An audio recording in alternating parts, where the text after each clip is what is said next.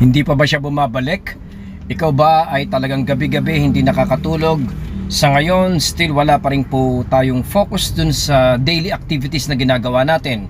Pumapasok tayo sa trabaho, naalala natin siya. Nakikipagtropa tayo, lumalabas tayo dyan, nagmo-mall tayo, pero malungkot tayo dahil iniisip natin siya, mga utol.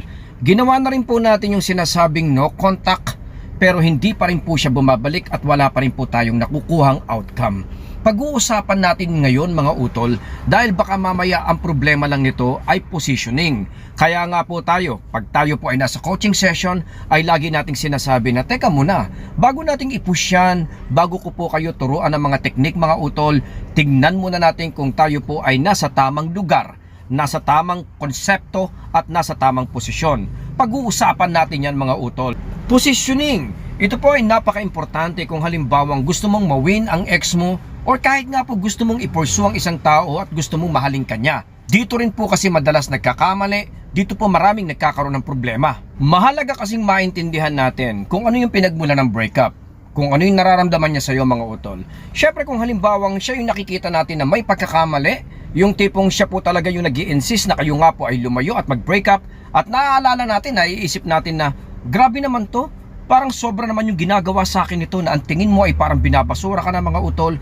Hindi mo dapat ikagalit ito at hindi ka dapat magpakita na kayo nga po ay naapektuhan. Unti-unti pong mawawala yung ating pag-asa pagka ganito po ang situation. The thing we need to do is to put ourselves on defense, mga utol. Ito po yung sinasabi natin na medyo parang pupull back ka ng konti, in other words. Yung parang medyo dapat medyo mawala ka na muna nang maramdaman niya at ma-feel nga po niya ang ating importance. Napakahalaga nito, mga utol. Every time po ay lagi po nating ipinapaalala. Sinasabi po natin na ang pag-provide mo ng space ay hindi lang po basta sinasabi, dahil ito po ay parang okay lang, mga utol. Ito po ay napakahalaga. Makakatulong po ito ng malaki para po magkaroon ng clarity, para po magkaroon po siya ng validation sa totoo niyang nararamdaman sa atin. Defense ang tawag dito, mga utol. In other words, pull back. Dahil hindi mo siya pwedeng sabayan sa mga panahon na siya po ay parang may gustong patunayan sa atin. Makakatulong din, mga utol, na kung halimbawang binabalance mo yan with offense. Kaya nga po minsan, dapat po nating mag-push pag tayo po ay nagpo-pull back. Yung push na sinasabi natin, mga utol, ay hindi po yung sinasabi natin na kailangan i-pursue mo siya. Kailangan makita niya na ikaw nga po ay accountability sa nangyari sa inyong dalawa. Kaya nga po at the right timing, pwede ka namang maging accountability sa isang situation. Pwede kang humingi ng apology dito, mga utol, dahil ito po ay makakatulong. Nang sa ganon, makikita po niya na kaya mong mag-handle ng responsibility. Hindi yung para bang nakikipagtalo ka sa kanya at para bang pinupush mo pa ang isang bagay at pinipilit pa natin ang ating ex. Remember, sa ganitong situation, ang tingin ng ex mo sa iyo ay mas mababa sa kanya, mga utol. Kilala ka niya. Yun ang kanyang palagay. Kaya nga po kung halimbawang bibigyan mo siya ng mga ganitong senaryo na biglang parang accountability ka sa isang problema or naging breakup ninyo, mga utol, magbabago at maninibago at magtataka siya sa magiging reaction mo. For sure, hindi siya aware dito, mga utol, at sabi ko nga, hindi po niya ito inaasahan. Itong vlog na to, mga utol, ay talaga naman pong napaka-importante. Dahil kung halimbawang meron kayong objective na ibalik ang ex mo, sometimes nalilito tayo at nagfo-focus nga lang po tayo dun sa mawin. Gusto natin siyang makuha, gusto natin siyang ma-achieve, at kailangan mabago natin at mapigilan po natin yung kanyang pinupush na breakup, mga utol. Pero effectively, kailangan tignan mo muna kung anong posisyon at ano ang nakikita niya sa'yo. Dahil kung nakikita niya, mga utol, na ikaw nga po ay parang immature, hindi kayang i-handle ang situation, at napaka-weak, mga kapatid, ay hindi po naturally papasok yung mga good qualities, mga positive qualities mo, mga utol, na malamang nga na-witness niya nung kayo pa. Kaya in order for that to happen, mga utol, ay kailangan iposisyon mo yung sarili mo dun sa dapat mong kalagyan. With a stronger emotions, maturity, mga utol, right amount of understanding at respeto. Pag nagawa natin ito, mga utol, dun muling mabubuhay at muli naman pong magkakaroon ng motivation ng ex mo na at least ma-imagine or let's say nga po makita ang halaga natin. Siyempre, hindi naman kagad niya aaminin yan na nagkakaroon siya ng realization na alam mo ba, mahal na kita. Unang-una, mga utol, ito po ay mapipicture ng ex mo sa kanyang isipan.